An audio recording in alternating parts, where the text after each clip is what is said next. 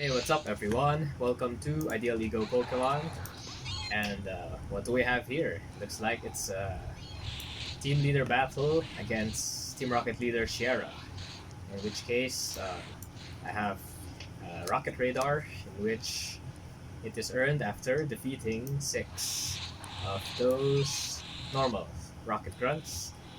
And at this time, I will just have to showcase my Salamence.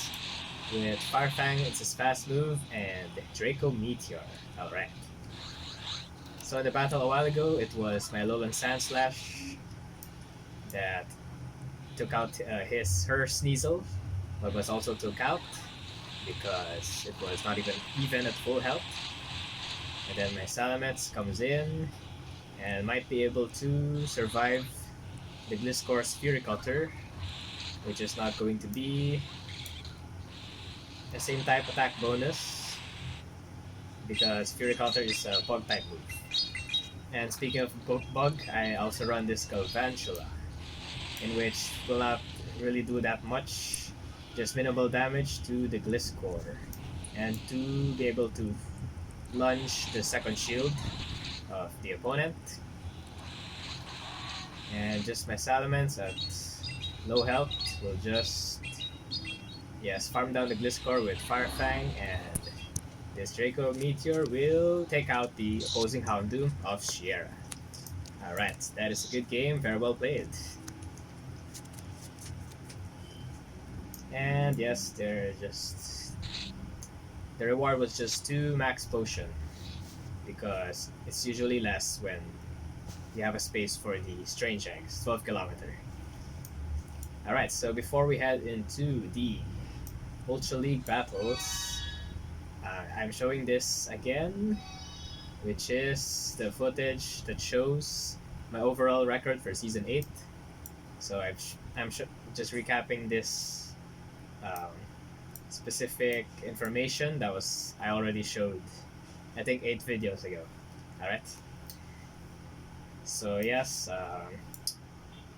that's was for the 7 colored shadow quest, because you have to defeat, or all trainers will have to defeat all 3 team leaders to advance further to the special research and get that radar that finds Giovanni. Alright? That will be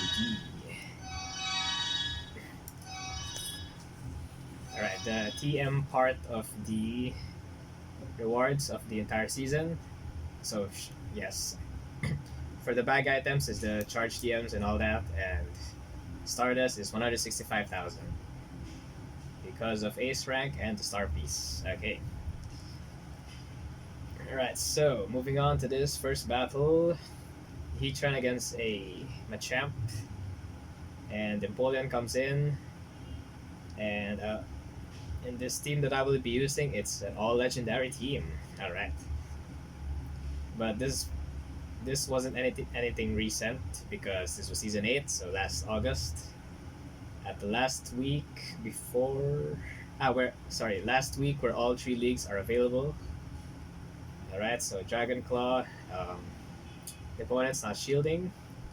Yes, because Empoleon is a steel type. And so my team composition is Lugia, Giratina, and then Dialga, in which all of them are single moves. So I'm not too abundant in resources for these legendaries. Alright, so just a usual amount of resources to power them up of going to 2,490s. Yeah, because this is the Ultra League Open. But in previous Remix Cups, Lugia and Dialga were allowed. Okay, so that's still a good thing about them. And Dialga is the only Pokemon with its type combination ever. Yes, we won't see any more Steel and Dragon up until Generation 8. Dual type, okay. And for Lugia I think has the highest defense out of all the legendary Pokemon. That goes above 2,000 Uh, well, at 2500 CP, it's not yet XL, but in cases of Deoxys Defense and Registeel, they also have super high defense, but they have to be past level 40 to be at the closest to 2500 CP. So yes, that's what makes Lugia very uh, viable in Ultra League and Master League. Yes, so I was able to take the win there. Okay, on to the next battle. This team will just be slightly changed, but will return again in the third battle, where yeah, Jalga just became Empoleon in this case because of certain matchups. Okay, so okay, it's Empoleon in the back now, and there was a Talonflame in the lead, so okay, I was able to match up with this trainer. But well, of course, I've only selected the battles that I will showcase, so it's not like this happened very often where I was able to run Empoleon and there's a fire type on my opponent's team, so it's not much of a coincidence there. So I head forward to Lugia's Sky Attack, which already took the second shield of the opponent, and his last Pokemon in his team is turned out to be a Slowbro. Okay. Alright, so of course it will take three Dragon Claws from Giratina. But if I hit all the bubbles earlier and then farm a bit more, then maybe 2 Dragon Claws would be enough. But I just threw it anyway because I know that Toxicroak at a real disadvantage against Lugia, which is flying, and even a Sludge Bomb won't be enough at Green Health Lugia. So there's one more Dragon Claw right there, because obviously the Sludge Bomb is resisted by the Ghost typing of Giratina. All right. And of course, Dragon Tail is my fast move for Lugia, and the game is over. That's a good game. Very well played. Alright, moving on to the next battle. It's still the same lead. But after this encounter, yes.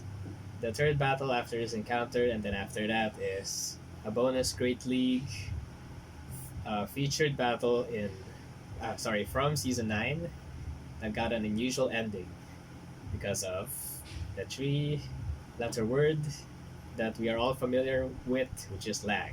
Okay. So yes, Ariados was part of the rewards there, which eventually turned out to be um, very very easy to build teams around with during Love Cup right now, and in the past 1.5 week. All right. 1.5 weeks, in which there will just be 1 week left for this season 10. But nonetheless, I will still be able to show more battles. Alright, so this Lugia was hit by an earthquake. Alright, interesting play there. Yes, of course. Of course, I will do more battles during Season 10 because it will be the last push to the rating that I want with all 3 leagues available. But I'll only play Great League and Johto Cup, so yeah, there's that. And then the opponent also ran a Giratina, in which was almost able to Shadow Claw down the Lugia that I'm using. Alright. And then there's the move, and yes, that's none other than Dragon Claw, which I shielded when I brought out my Dialga. And then Surfetch comes in, and I was able to call a switch. simultaneously as he switched. So yes, the the opponent already tapped on Ghost Combat and it hit my Ghost type. So assuming this is Night Slash, I'll just shield it and there's no more. There's nothing left for the opponent to do rather than to take on this Dragon Claw. To his Giratina by my Giratina. So alright, that's another good game. Very well played.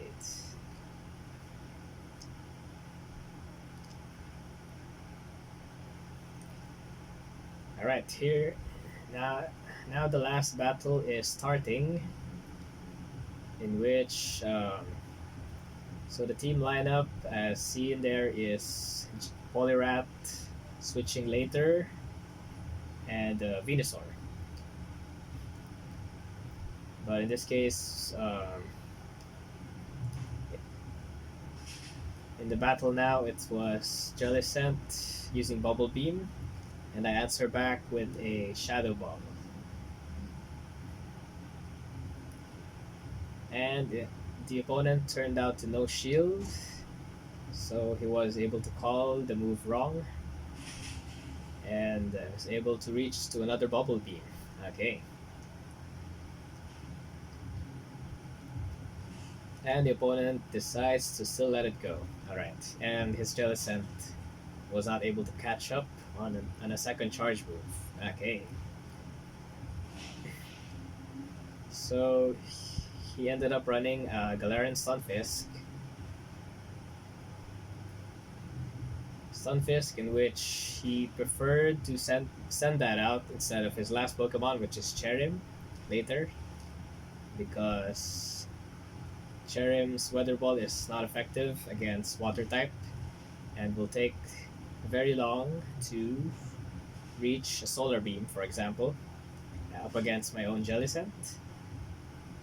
And of course, I'm only selecting Bubble Beam to continuously pressure the Galarian Stunfisk into the owner of Galarian Stunfisk to use up a Protect Shield. Alright, the first shield is down, and I think there's some sort of surprise here. He turned out to run his Galarian Stunfisk with only the charge move Earthquake. Okay. So in which case, he could have had more energy if that previous attack was a Rock Slide, because my Jellicent only had 10 to 15 HP. Okay, so just be my Poliwrath, and I won't be able to use my Venusaur now. But obviously in the future, I would still very much use it. Okay. Okay, so Ice Sponge to the shield, and always just Ice Punch on this Grass type from the Sinnoh region, which is Cherim. Okay. Alright, just one more should do it. And there comes a surprise here. The surprise is Cherim is,